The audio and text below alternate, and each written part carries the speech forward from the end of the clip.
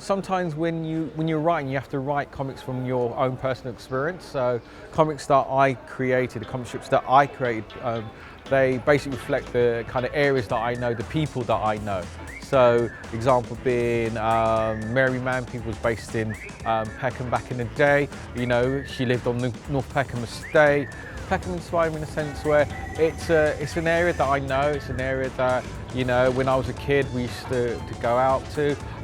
It's something that, you know, has a lot of meaning for a lot of different people. Africa is set here.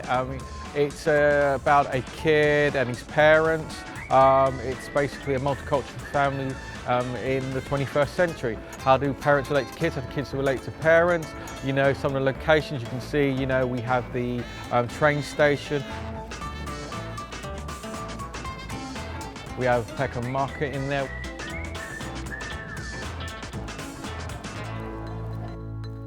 We also have the cinema as well, so we have a variety of different locations that we use as to, so people can say, oh yeah, I recognise that, oh yeah, I can see that, yeah. So that's one of the reasons why, another reason why we did a comic strip, so people can recognise where they're from. We didn't really think of on a diversity scale, we were thinking more so of comics that represented us and comics that represented people that we know. Yeah, people that we actually relate to, because I mean, yeah, you get the superheroes, but you know, just our friends and, you know, general public. I mean, that's our people that we relate to.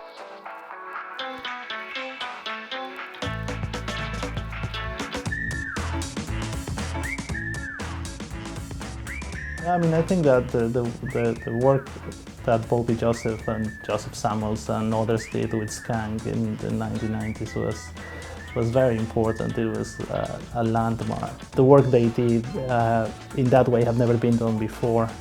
And again, you know, this is, you know, 1994, and again it coincides with that moment in which alternative cultures or independent subcultures sort of rise to the mainstream in a way in which, you know, the new audiences are generated, and there's like a new understanding of what culture can do. And this is just before really, you know, social media exploded, etc. So it was really a different time, and the fact that they, you know, were doing it from South London is so important as well, because the representation of London in comic books tended to be, you know, sort of like the James Bond kind of London, you know, of, you know, Westminster, you know, recognizable areas. Maybe other authors would refer to Whitechapel, or, you know, there would be the East End a bit, but South London often was underrepresented, and I'm sure that many people now, you know, want to come to London as well because they've seen London in comics.